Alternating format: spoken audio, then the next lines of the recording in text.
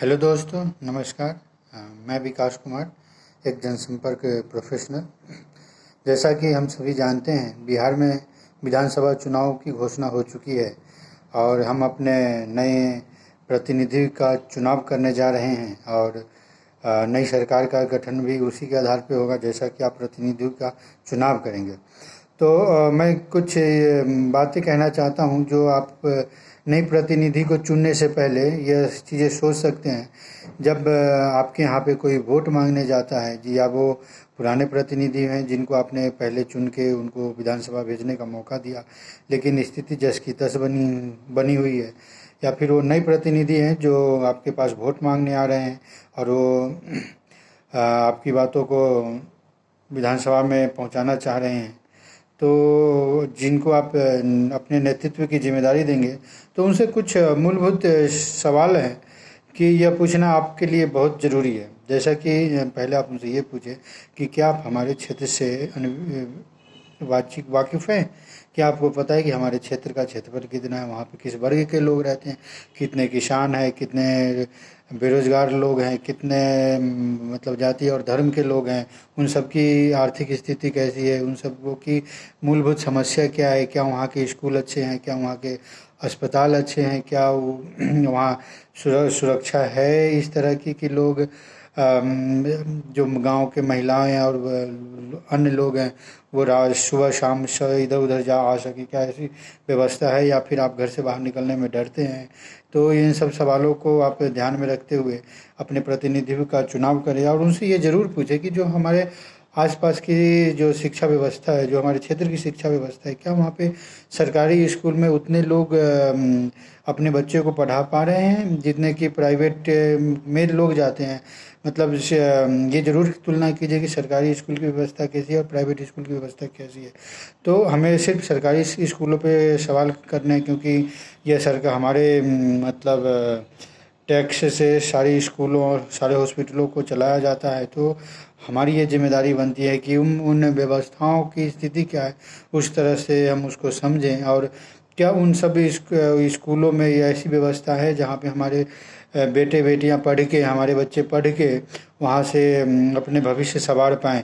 अगर ऐसा है तो बहुत अच्छी बात है। अगर नहीं है, वहाँ के मतलब जो कई बेसिक समस्याएं हैं जिसके अंतर्गत कि क्या वहाँ पे शिक्षक समय से आ रहे हैं, नहीं आ रहे हैं, वहाँ पे बच्चों के बैठने की व्यवस्था कैसी है, वहाँ पे वॉशरूम की व्यवस्था कैसी है, ये सब आप उनसे पूछे। क्या स्कूलों के छत टपक तो नहीं रहे हैं अभी भी, जैसे पहले टपक रहे थे, क्या ऐसी भी स्थिति तो नहीं है, ये सब आप उनसे पूछिए। क्या हमारे पास उन सभी बच्चों को विकास के लिए उस तरह के पर्याप्त मात्रा में शिक्षक उपलब्ध हैं कि उनके जो एक सर्वगुण संपन्न शिक्षा की व्यवस्था उनके लिए कर पाएँ। क्या ऐसी शिक्षा व्यवस्था है हमारे क्षेत्र में? नहीं है तो यह गंभीर विषय है और आप उनसे पूछिए कि अगर शिक्षा व्यवस्था अच्छी नहीं है तो आप इसको कैसे सुधारेंगे, और आपके पास ऐसा क्या रोड मैप है कि हमारे क्षेत्र की शिक्षा व्यवस्था को सुधारेंगे।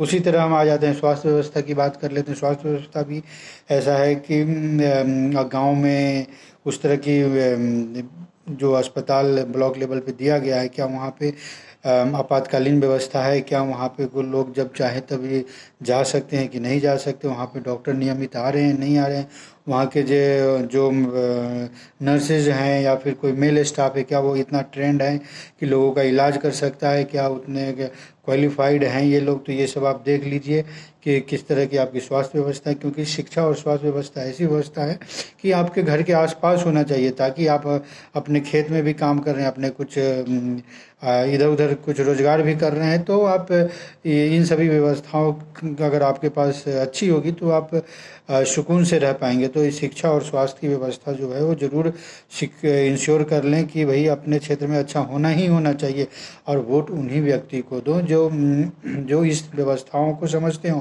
जो आपके क्षेत्र की समस्याओं को समझते हों, उन्हीं को आप वोट दें। आप जो व्यक्ति आपके पास वोट मांगने जाता है उनसे आप यह ज़रूर पूछिए कि भाई आपके पास ऐसी क्या रणनीति है जिससे कि हमारे क्षेत्र का जो बेरोजगारी है वो दूर हो पाए।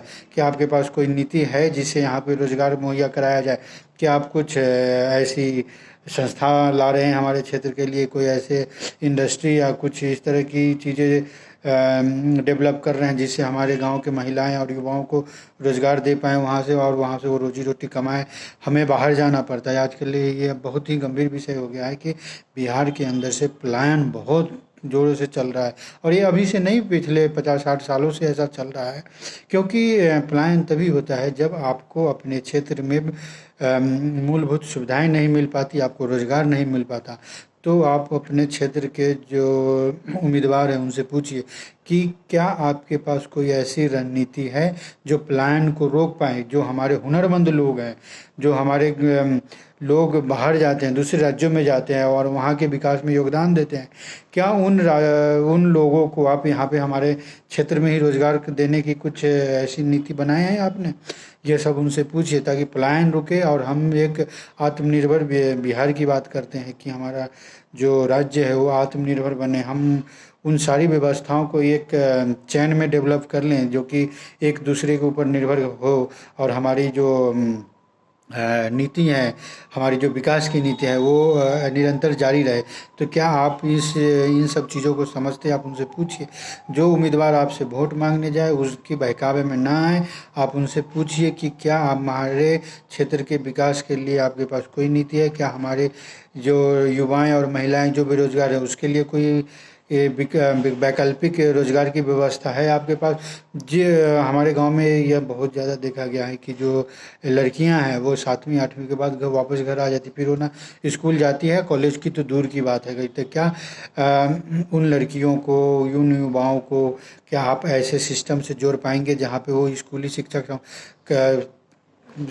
हासिल करके कॉलेज की शिक्षा ले, और फिर वो एक मतलब रोजगार परक शिक्षा लें, वो अपने अंदर कुछ ऐसे स्किल डेवलप कर लें ताकि उनको रोजगार आसानी से मिल जाए, और वो अपने जो क्षेत्र के विकास है उसमें योगदान दे पाए। तो क्या ऐसी नीति है आपके जो प्रतिनिधि बनने जा रहे हैं उन सब के आप सोचिए, क्या उनके पास ऐसा विजन है कि 5 साल 10 साल 20 साल बाद हमारा जो क्षेत्र है वो कहाँ होगा? ऐसा क्या करेंगे कि हमारा क्षेत्र जो एक आदर्श क्षेत्र, विधानसभा क्षेत्र बने?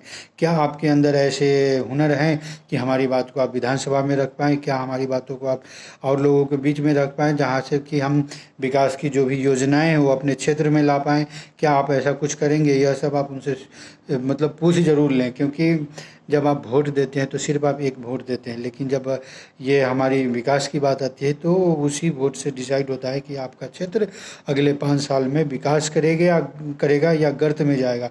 तो यह सब आप बिल्कुल सुनिश्चित हो लें कि जो भी कैंडिडेट आप चुनने जा रहे हैं उनके अंदर इतना अकल हो, वो इतने पढ़े लिखे हों कि आपकी इन सारी व्यवस्थाओं को समझते हों। जो प्रशासनिक व्यवस्था है, जो विकास की नीति है, जो रोजगार की नीति है, जो शिक्षा और स्वास्थ्य की नीति है, उन सब से वो भली वाकिफ़ हो कि भाई और वो कुछ अपनी दूरदृष्टि रखते हों इन सब चीज़ों में बात करने के लिए, इन सब चीज़ों को मतलब सुधारने में। तो ऐसे कैंडिडेट का ही चुनाव करें।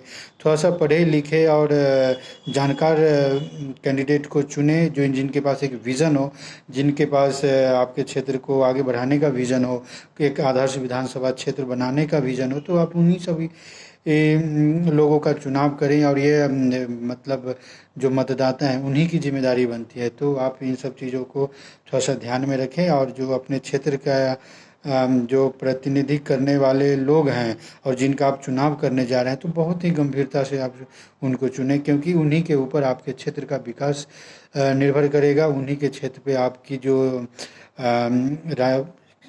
राज्य सरकार से जो भी योजनाओं का लाना और एग्जीक्यूशन और इम्प्लीमेंटेशन और प्लानिंग आपके क्षेत्र में होगा, वो उन्हीं विधान सभा के जो प्रतिनिधि हैं उन्हीं के कहे के अनुसार वो वहीं आपके प्रतिनिधित्व करेंगे।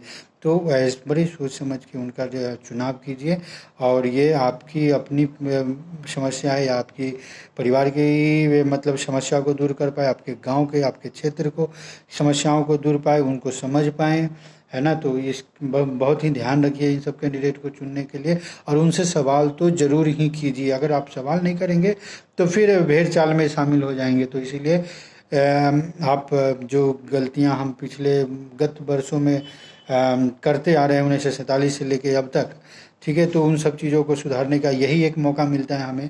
और अपने मत का सदुपयोग कीजिए, कैंडिडेट का अच्छे से चुनाव कीजिए। ये ज़रूर इंश्योर कर लीजिए कि जो विकसित बिहार की हम परिकल्पना कर रहे हैं, जो हम आत्मनिर्भर बिहार की परिकल्पना कर रहे हैं, वो पूर्ण हो और हम एक विकसित बिहार बना पाएँ। ऐसा मतलब ये सुनिश्चित कर लें कि जिसका भी चुनाव करेंगे वो आपकी उम्मीदों पे खरा हो और आपको समझता हो। अगर वो आपको समझेगा, वो आपके क्षेत्र की समस्याओं को समझेगा, तो ये ज़रूर है कि वो आपकी बातों को भी विधानसभा में रखेगा और वहाँ से विकास की जो भी योजनाएं हैं वो आपके क्षेत्र में लाएगा।